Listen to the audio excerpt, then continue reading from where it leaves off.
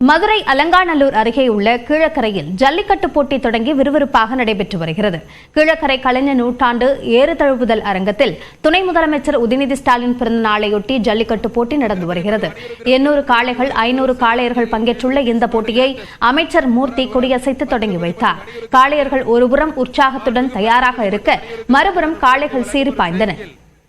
மாண்புமிகு பத்திரப்பதி மற்றும் வணிகத்துறை அமைச்சர் மூர்த்தி வழங்கும் ஒரு சைக்கிள். ஒரு ஆள் மட்டும் அருமையான காலை, அருமையான வீரர் விட்டுறாத, நல்லா பிடி.